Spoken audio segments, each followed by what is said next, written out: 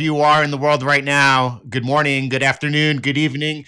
It is good ETM classic live session here today as Bitcoin is once again above $100,000. Quite impressive, but wait until you see what unfolds the rest of the cycle. Remember, from the very beginning, I've said, for the last year, I've said, ever since the 2024 halving, I've said Bitcoin's peak is going to be a lot closer to the 2028 halving than the 2024. Many people have looked for Bitcoin cycle peak to have come left-leaning cycle, left-translated cycle in the last, ever since Liberation Day. We've heard a lot of calls that the cycle has peaked. Listen, it's not going to be easy. And today's a good day. Today's a honeymoon day. There's no question about it. But and the middle part is the hard part. I'm going to help you visualize today why we're looking at 2028 towards 2028 halving to see that higher cycle high come in. Everyone, this is Jordan with Conquer Trading and Investing. If you're new here, welcome. If you're not, welcome back. We have a lot of people here, right? From 2020.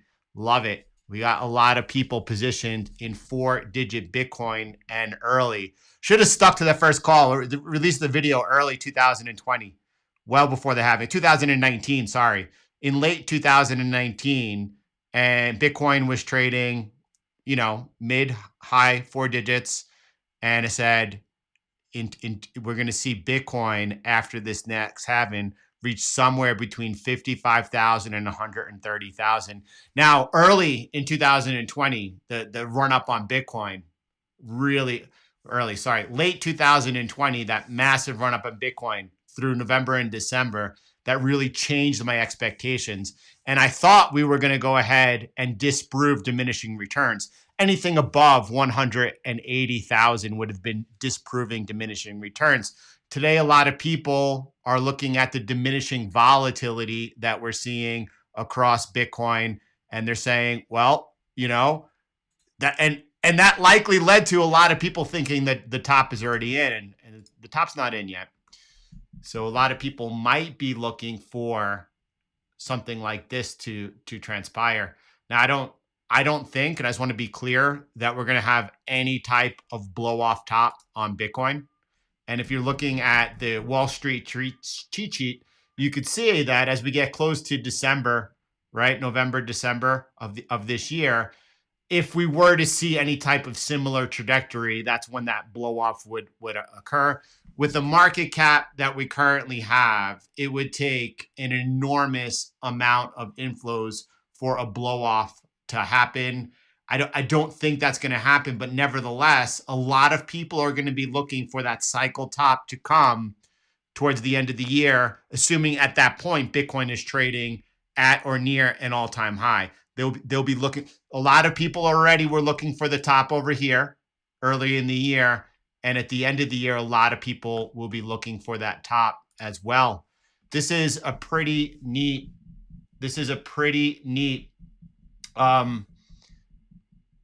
Way to visualize what I'm trying to express to you as far as the cycle top likely to be a lot closer to that 2028 halving than the 2024. And before we get into that slide, I just want to go ahead and just remind everyone that the current path that we are in, we had a little bit of scare. We had a minor breakdown over here. It wound up being a liquidity grab. If we make a new all-time high, that will be confirmed.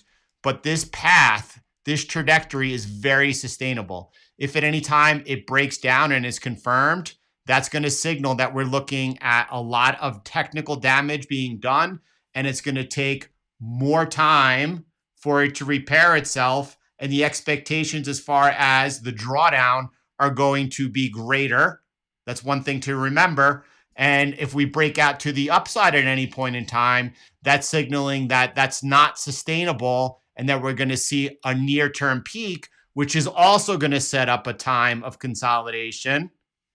But it's so early and it's so ridiculous. Remember, the all-time high was made prior to the halving. The first time in Bitcoin's history. In all other cycles, it was after the halving that Bitcoin made a new all-time high. Already, this cycle is different from that aspect, and it's also different from the magnitude of the drawdown. We saw diminished downside volatility. Is that going to continue? Just one more thing to keep in mind.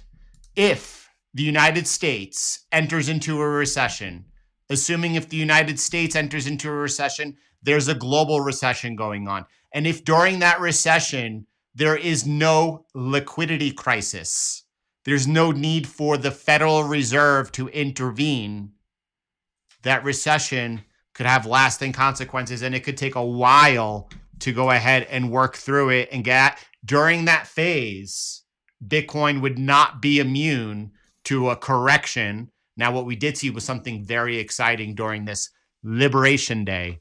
We saw in the month of April, as Nasdaq corrected roughly 30%, Bitcoin corrected roughly in line with it. That's the first time we've seen during a correction of that magnitude on the equity markets that Bitcoin not have a deeper, a much greater correction than yet. That's a really, really positive sign about the adoption that's taken place. All right, let's take a look at what's going on over here. And I want you to remember this is the blow off top portion. I don't expect that we're going to see anything like that personally. Now, in the future, once we see, remember, this is something that we began doing right in January 2022.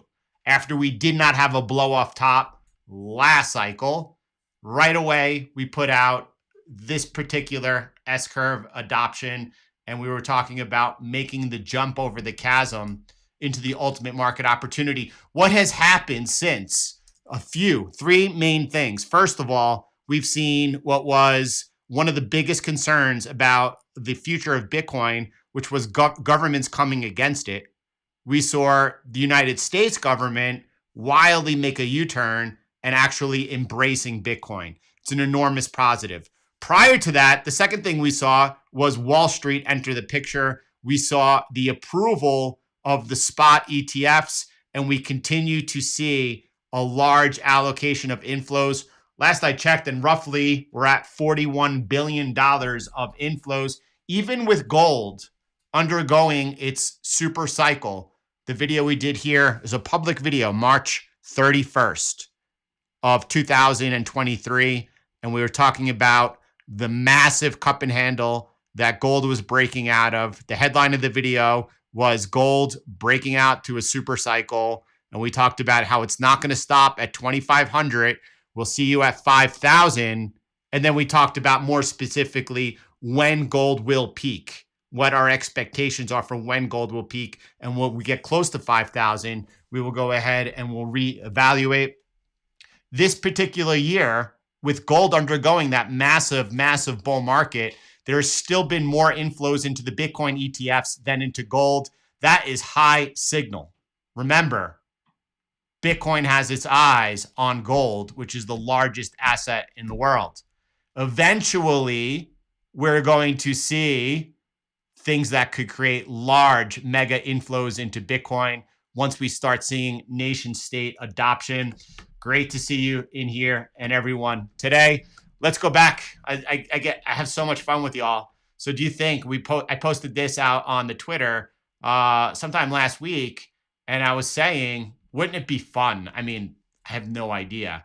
And especially when Bitcoin was trading closer to 90,000, it seemed like a long shot that this is lining up past cycles from their all-time highs, right? And you could see the one thing different in the white is the current cycle is that the volatility was reduced on the downside. My expectation into this cycle is that the volatility to the downside will be reduced even greater than it was in this cycle. And I also don't think, had FTX not been selling paper Bitcoin, which probably and likely suppressed the top over here, and it also, we probably would have bottomed right here because it was right here when FTX collapsed and we made that final leg down. And if we had bottomed here, then the downside volatility would have been suppressed by even greater magnitude. And the same thing, my expectations are that we're going to see downside volatility. Now, upside volatility too, be suppressed. But if we stay in that channel of love, of loveliness, the move could go on and be very, very consistent. If we enter into a bear market, if we enter into a recession between now and 2028, which, I mean, anyone would be silly not to think that that's a possibility and a probability, my expectations are that the downside volatility is going to be suppressed further than the previous cycle. Now, if we enter into some type of crisis, hot war, world, who knows what could happen? Anything could happen. Just like over here, this likely was the bottom, but unbeknownst to everyone, not everyone, almost everyone, FTX was running a major scam over here, and it caused a major leg down in the market. Something similar could happen.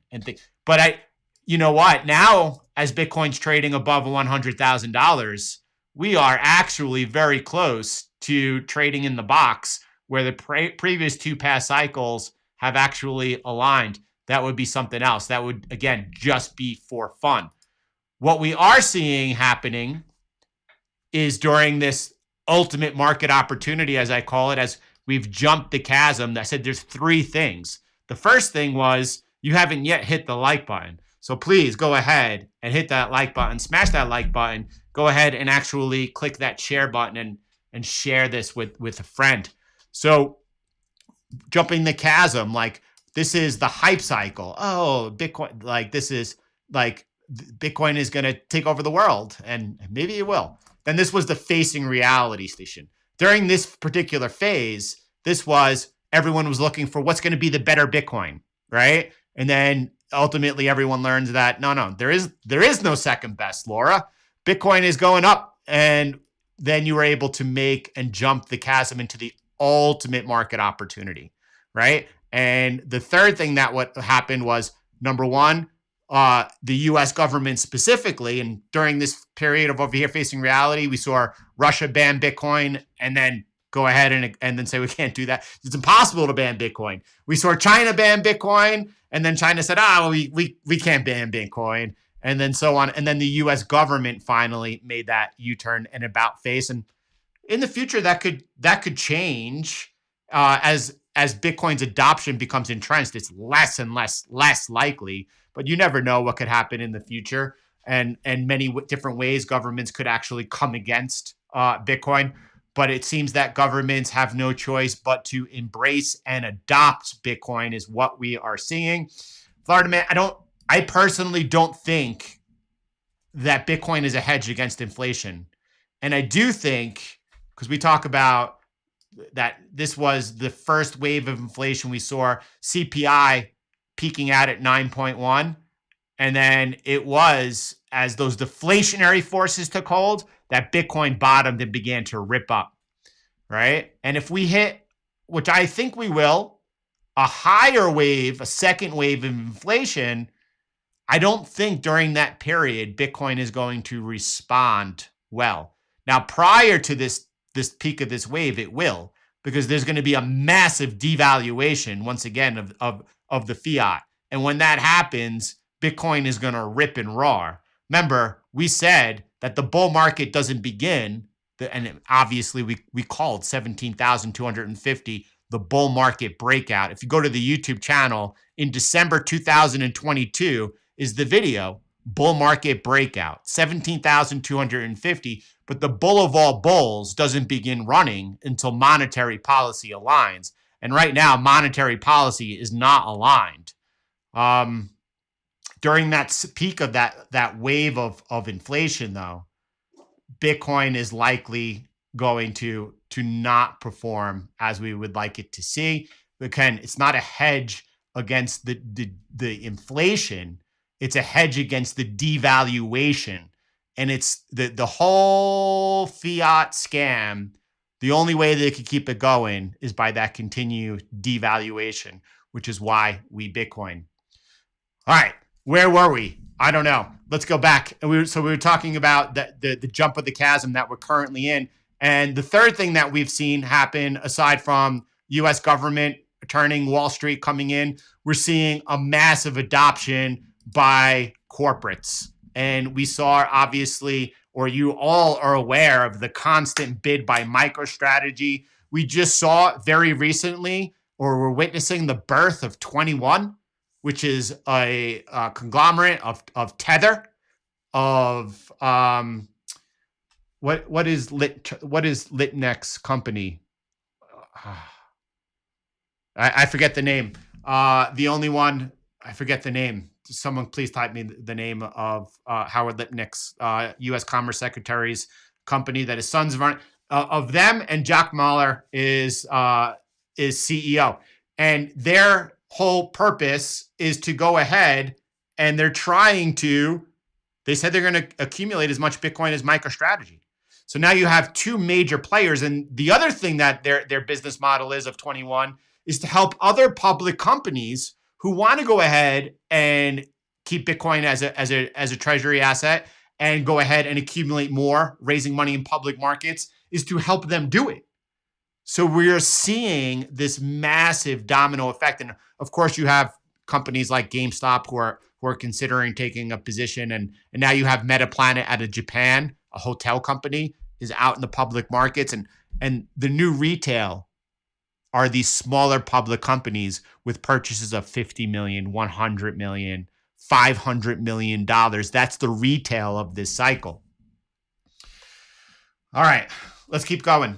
And let me go ahead and illustrate with this picture that we've been looking at over here. And we're currently in this area. And I don't think that we get anywhere near this particular loftiness.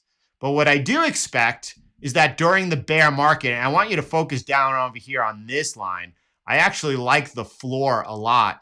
And remember, where I am right now, and you see price in that cloud coming below it, those were the 85 and 84% drawdowns of the previous two cycles, 2012 and 2016, right? In this past cycle, we saw a lower drawdown.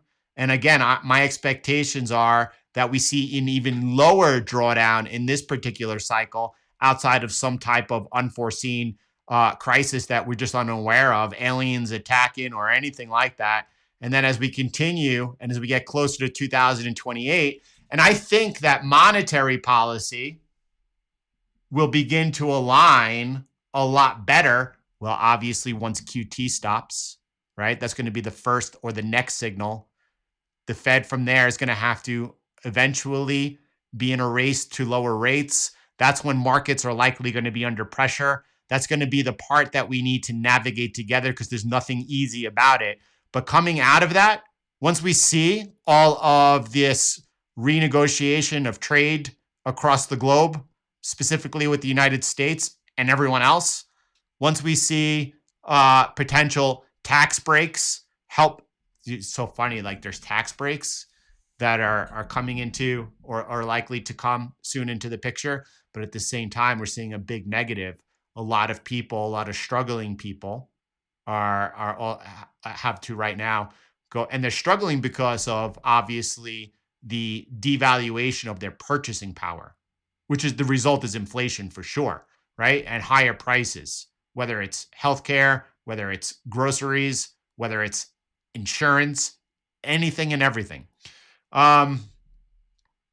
Look where we are now though. And this is the floor. So look above in the sweet spot, right? When's the halving? I think the halving is it's either April or May of 2028. The expectation every 210,000 blocks. Now this is the floor, and the floor has us somewhere around let's call it 160,000, right? As we get towards the halving. Remember, we just saw a price in this previous cycle making it an all-time high prior to the halving. And I don't know if it's anywhere from here in this from the summer of 2027 into the spring of 2028. But look at the cloud above, and price is normally above. Here's the mean. And I think we'll be above the mean in this area. That's if I had to speculate where the price will be towards the end of the halving. By the way, that right there, above 230,000, is going to dismiss the theory of diminishing returns. Because once we break above there, whether you're measuring diminishing returns from the all-time high to the all-time high, or from the cycle low, from the cycle bottom to the all-time high at 230,000, we are. Great morning, my friend. What a great day it is. What a great day it is to have you here with us. That makes it special. I said we're going to have an old school classic CTM session to celebrate Bitcoin here above 100K, but this makes it really special. So let's continue, because we got a lot to get through. So, but let me just take a quick break here by discussing what's going on over here right now with a little bit of the macro, looking at TradFi, and then I'm going to revert right back into Bitcoin. I'm going to go ahead and, by doing that, just get this burst of energy to continue. And we're going to the 4-year cycle died, and we said the 4-year cycle died at the end of 2021. So in the beginning of 2022, and it also died, right? You saw Bitcoin make a new all-time high prior to the halving, but that's neither here nor there. So we're looking at, first of all, the United States is able to go ahead and ink their first trade deal with the UK. And surprisingly, the market is responding extremely well, right? And you saw initially upon the news a bit of a sell-off that's been bid up since. Now, we're seeing a couple of different things. We're seeing, as we talked about in yesterday's session, likely once trade deals begin being inked out, we're going to see gold come off. That's very good. That does not mean that gold is entering into a bear market. That's actually going to just set up a future opportunity for a further accumulation of gold. We're also seeing, as we talked about yesterday, the US dollar responding very well. Yesterday, we put in this underbelly breakout, and we said if we're able to break above it, that is the entry. If you're wondering what is an underbelly, inside the Nuggets channel, this last video, it's also pinned over here. It talks about what is an underbelly breakout with CTM 1.0 technical analysis. And then this was our short position over here, all the way up at 106.3 on the DXY, right? Obviously, you're not trading the DXY unless you have some type of CFD broker or something like that. But that was showing us that the dollar was undergoing a major sell impulse. And you can see from this point of view, once we get above right over here, this red line and this breakout of this lighter line over here, that would have been the entry we were looking for. And that will be confirmation that likely we're going to see an extension of this move. But we looked for the earlier entry under the underbelly. And yeah, so we got lucky. Get lucky a lot, but we got lucky. And yeah, when the trade deals start to come through, expectations were we would see the dollar go bid, right? We won't get into the reason why, because we covered that regularly. And if someone wants to know why, just let me know and I'll help explain it. But right now, we're just going to go ahead, and here's this red line over here is the DeepSeek low.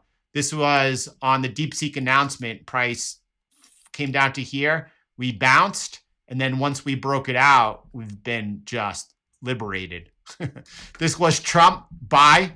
And then today, he did say this morning, everyone should buy stocks. Interesting. We'll see if it carries. I want to get above the DeepSeek marker over here for us to think that we're going to have further extension. And this also brings up regarding stocks that we have a pending buy right now. Oh, also on the TQQQ. First on NVIDIA and now also on TQQQ. That's so tomorrow morning, if this is confirmed, by the end of the closing day today, we could have 2 entries into stocks. And that is a beautiful thing to see. We'll come back to this in 1 second. Let's go ahead. I got my little bit of energy and we could go. 21. I don't know. I thought it was just 21. It could be 21 Capital. Did anyone come up with the name of Lutnick's financial company? I don't know why. It's got a blank. It's all good. So, by the way, I guess we're starting over here. This was what's over here. All right. This was our last discretionary entry over here on Bitcoin, $83,000, or you call it 83,500. And stop loss has been over here, as I'm highlighting, now over here. Now that we resumed out of this over here, now over here, 94,000. This trend line over here is also an underbelly breakout, right? You can see this trend line initially is established over here. Price was then over here, respecting that resistance. And then ultimately we brought it down to right over here for the final entry. Let me go ahead and get it back as we had it. Wow. This line over here is very important. Let me go ahead and zoom out with you. This dotted line that's bolded that I'm highlighting, when we broke down that line, I was hoping that we weren't. I was hoping that we were going to be able to resume up over here and resume out to new all-time highs. But before breaking down, we said if you look at the tests, there's 1, 2, after that third test. So if we break down from there, the drawdown is going to be much greater, and the amount of time it takes to repair is going to be longer. We went from a 15% correction down to a 30% correction. And look how long it took, months, for us to be able to finally go ahead and resume up. We need to reclaim that line. Much like the DeepSeek marker, I just Cantor Fitzgerald. Thank you guys. Cantor Fitzgerald. Right here on Bitcoin. So we're looking at Bitcoin from a discretionary perspective, but our entry, and you were here with us, Andre, is all the way down here, right? And we're just managing the position. We need to reclaim this in order to repair the damage from that breakdown, much like the DeepSeek. And then if that happens, wow. So it remains to be seen, right? This weekend in Switzerland, China is meeting with the US. Either one of those sides could walk away from that deal and be like, there's not a deal to be had. They're just talking. They could walk away from that meeting and their posturing could be like, whatever. Like, when they're ready, we'll talk, but we really don't care. The markets might not respond well at all to that.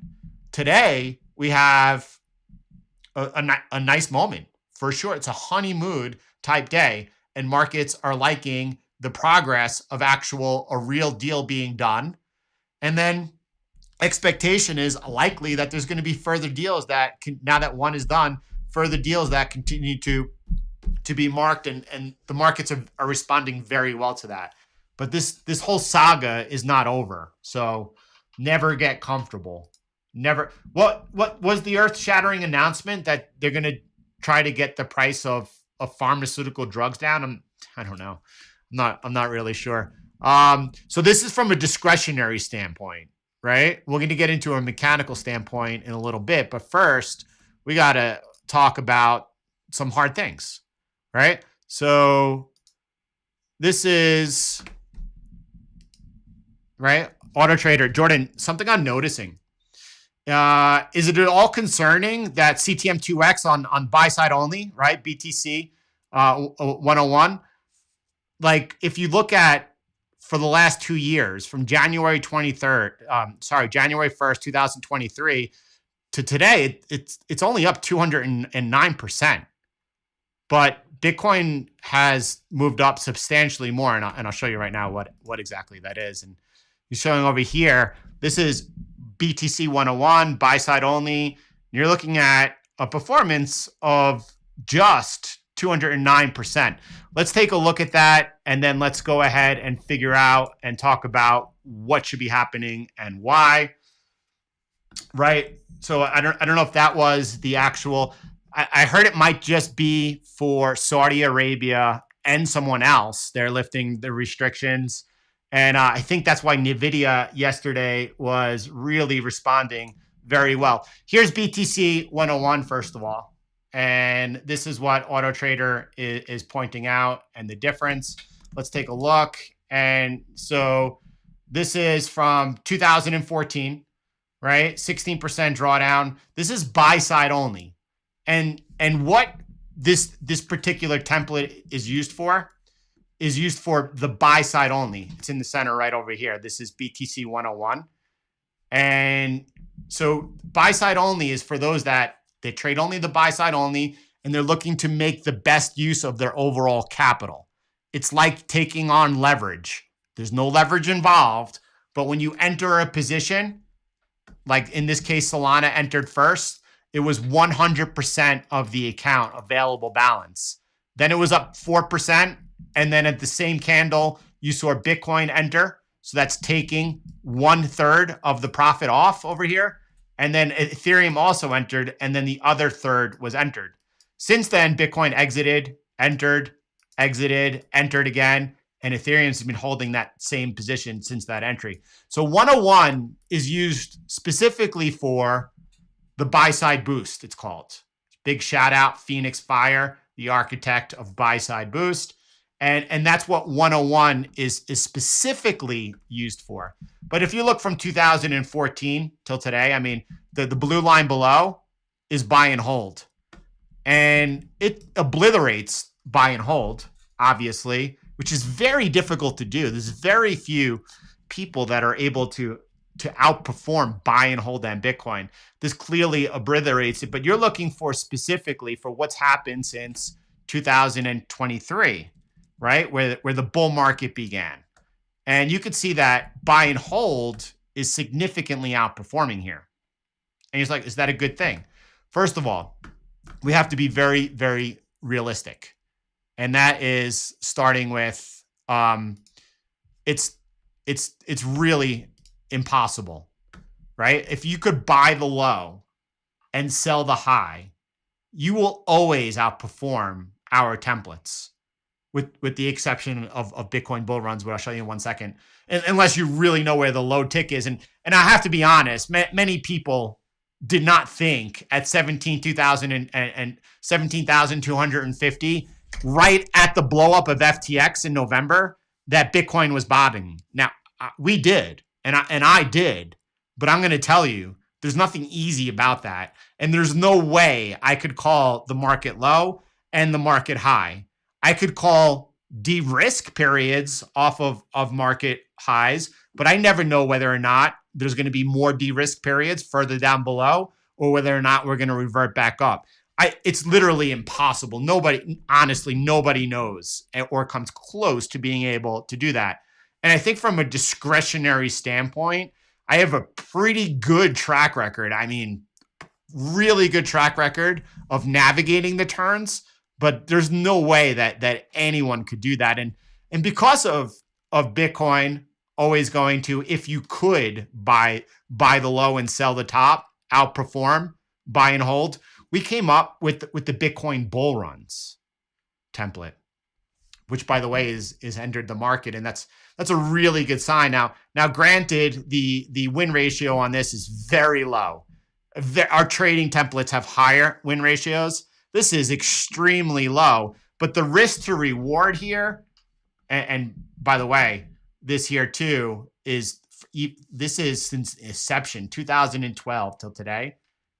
It's almost clearly impossible to outperform buy and hold on Bitcoin. This template, this is buy side only also.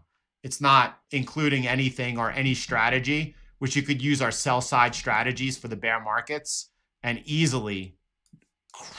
I mean, you could take this and then by a factor of 3 or 4 greater if you're including the short side as well. But this does tremendously outperform buy and hold. And if you look at this though from the bottom, right? And you could say that, and let me show you exactly since that date that you gave 2023, you're going to be like, it's not outperforming buy and hold. No, it's not, right? Because buy and hold is this. So this is 280, 80%, 9% drawdown. That's pretty good, but its drawdown overall, even through all those mega bear markets, is amazing. So if you were, and again, I don't know of anyone 17,250 was looking for it. But if you took the trend line break, right, and you go till today, you're like, well, no one could pick the very bottom and then the very top. That's impossible. So you're like, well, this is 400%, Jordan. That's destroying the Bitcoin bull runs in a short time frame on this last impulse, right? And I could say to you, well, just a couple of weeks ago, it wasn't, right? The thing is, in this case, rather than holding through a mega bear market and drawdown, which ultimately you don't know when the recovery is going to be or what it's going to look like, you're safe and protected. That's a mega advantage and difference. And of course, if you go ahead and you look at just anything else, let's go to this is cherry picking, but I'm going to cherry pick because I'm going to the bull market high of 2017. And then if you look at buy and hold, it's not even comparable, right? And maybe it's closer. Let's go to 2021 or 2022. We peaked right there, right? Buy and hold down here.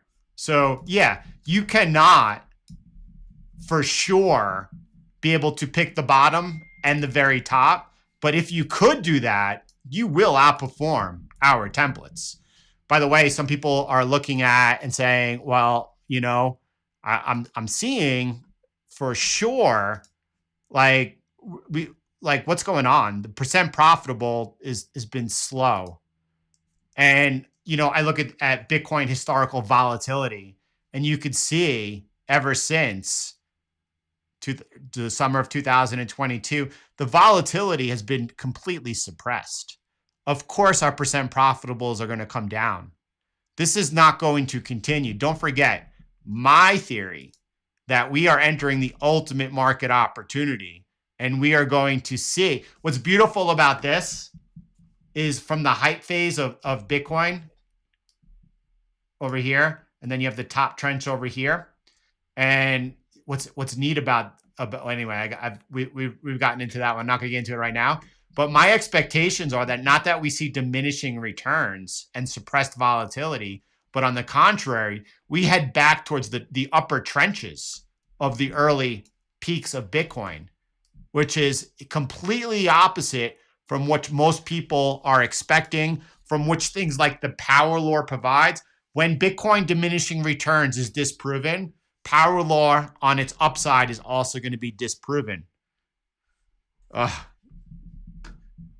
got caught up in the volatility. What I was pointing out is that expectations is that Bitcoin here is going to be rising towards the top trenches of its earlier peaks over here. And we're going to see, instead of most people looking for that diminished volatility as Bitcoin mature, and once we get to the late majority, of course, you're going to see the suppressed volatility of Bitcoin. But we are just entering the early majority here. This is where the massive wave comes throughout all of early majority, and you could see it occurring. So we're going to see that volatility pick up for sure. And that is why, though, as we are able to look at the current volatility, you could see why during this phase, for sure, percent profitable dropping down a bit. MicroStrategy question came up and said, well, what's going on? Do we have a MicroStrategy template in the works for V3? And I look the CTM Hive Mind, Ace, I don't remember. What was this? Probably it was over here. It was in October, in this period over here, October, November, when you all went ahead and modeled on MicroStrategy, because I remember it was holding this mega run up and trade throughout. And since then, I haven't even looked at it. It's saved, and you know we do have one in the works. Wait, hold on. Let me go ahead and remove the slide. It's currently holding an open trade too, 33% into profit, and here's a big, drawdown of MicroStrategy. MicroStrategy itself drew down how much during that period? I mean, I'm going from peak here. This is the drawdown, 60%, and during that period are, look at that, 158% banger. So 6%, 12%, 22%, 23% is a lot better than a 60% drawdown. I'm just looking how it's forward testing right now.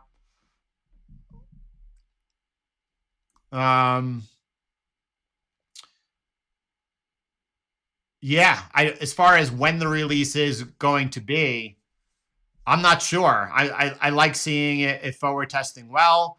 I think we're ready for the release of V3 for Bitcoin, for Ethereum, Cardano, and Solana. And at the same time, I would like to have all of these templates ready, though they're not. When I say all of them, right? For FNGA, for TQQQ. This is for people in the UK, Tesla, NVIDIA, and MicroStrategy. We're looking for the big six from the big four. And, you know, it's a big deal to release these templates, because once we do, that's saying that this is the best we can do. And I don't believe that. I think that there's always room for improvement. Here's a look at the Bitcoin ones. And the templates we have now, by the way, are absolutely, look at that TQQQ now ticking off over there. These are the templates that we're currently working on. And look at this Bitcoin template, by the way, holding a nice 10%, right? It entered not as good as our discretionary trade, but still it entered at 90. Where's the entry? Oh, 91,470. Big shout out to Sib with this template, trading twice a day on the 6-hour time frame. So here you can see Solana's out of the market. We're out of the market. Solana took the same trade we took over here. Cardano's out of the market. We've seen Cardano navigate exceptionally well on the downside over here on these forward tests. We're in the Ethereum trade, and Ethereum took profit. So how about that? We're still holding a banger on Ethereum, and you can see the entry here on Bitcoin was a little bit better. Look, it's a big decision when you have such solid templates in play to release the next one, only that when we do, and I want to get MicroStrategy out to everyone. And by the way, while we're waiting on MicroStrategy, we do have this one live in CTM, and this is the forward test on IBIT. This was modeled on GBTC. They trade the same hours. The forward test, the back test on them is actually very, very, very close. And here's the first forward test we have of using this on IBIT, and it took a nice entry. There's no question about it. Ryan, I want to get to your question as far as what's my stance on total trades and the amount of parameters used in CTM. And again, if you go back to the Nuggets channel, you have a performance comparison of Bitcoin and Ethereum templates. And the result of that is, because let me go to, and that includes Bitcoin bull runs. Sorry, I lost myself for the first time this session. Let me jump in over here and grab it. Right, so you have BTC 107, which is just showing the short side, right? Oh, good. I wanted to show you.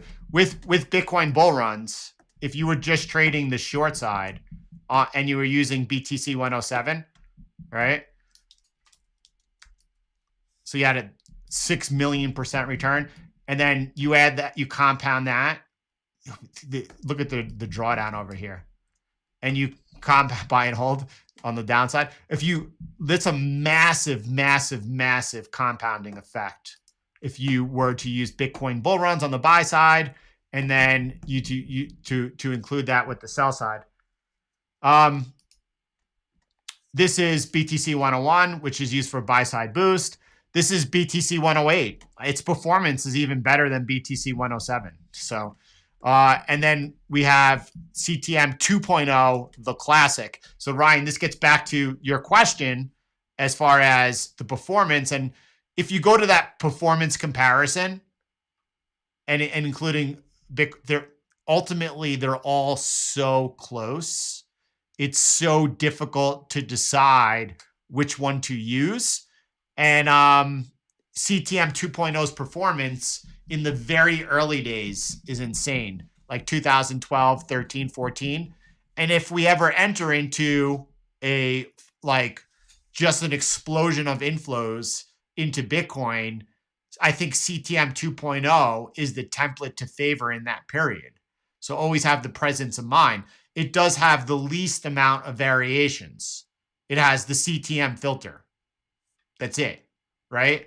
And then on CTM X, on top of CTM 2.0, we added further variables. And the concern then was, is that going to cause overfitting?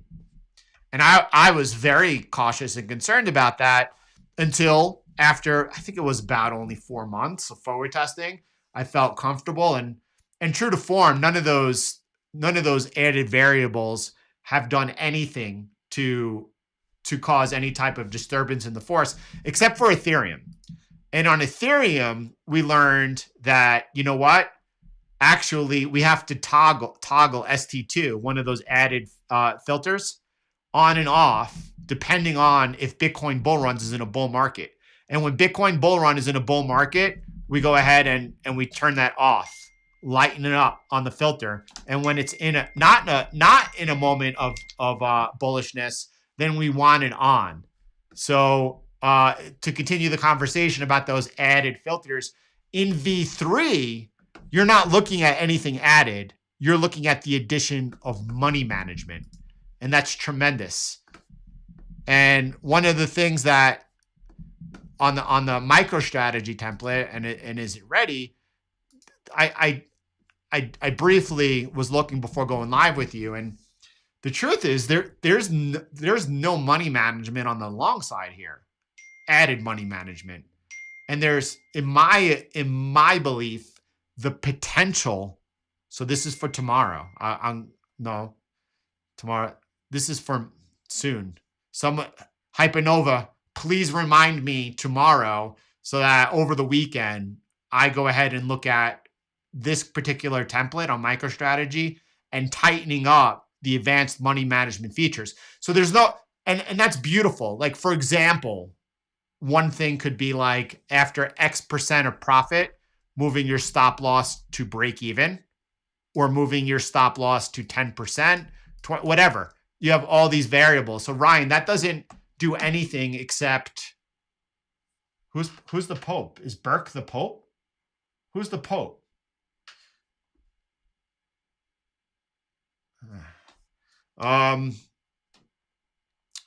So the V3 is just adding money management, which is an incredible benefit.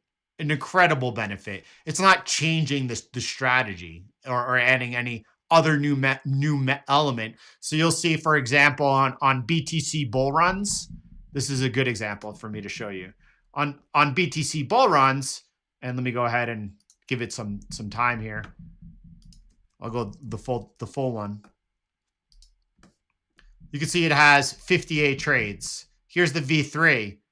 It doesn't change anything. It took one more trade because of a re-entry, and you could see the difference in performance. It's marginal, and yes, that looks big, but that's only because of like it, over the years, a few different trades that compound together and make up that massive difference. So all as it is instead of taking a loss of 2%, it had moved the stop loss to break even.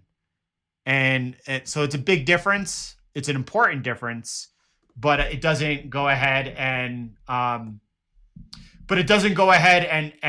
any elements of something, Ryan, that you were wondering what might be the ramifications. All right, everyone.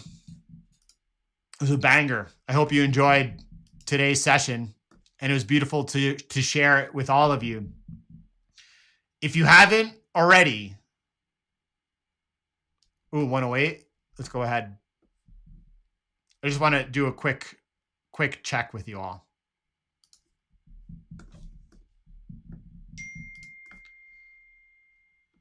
My phone's blowing up about something. Here's 108. And that's also a reason to say why I don't think that we're looking at this being ready. 1014 to present on 108 is 1.5 million, 20% drawdown. And then you could see versus 107.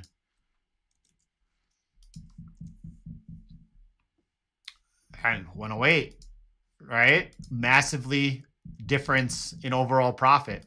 Again, go to the Nuggets channel, look at the performance comparison, and understand where and how you want to execute. I personally believe that someone, if you're trading buy side boost, obviously BTC 101 is your template. If you are looking to take advantage of Bitcoin in what you perceive to be a good time of cycle, and again, you'll never get the bottom and top, Bitcoin bull runs is the ultimate choice of template. If you are trading on the short side, you could trade BTC 107 short side with Bitcoin bull runs. If you are looking to be in Bitcoin bull runs and then trade around it, you might be looking at BTC 101, 107, 108. If you're trading with leverage, then you might want to do that.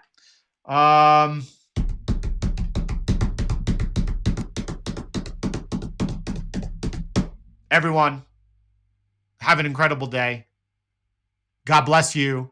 Please, if you haven't already, on the way out, hit the like button. If you're watching this on the replay, go ahead and just add a thought about what you got out and what you enjoyed on and what you would like to discuss in the next session. Have a beautiful day, everyone.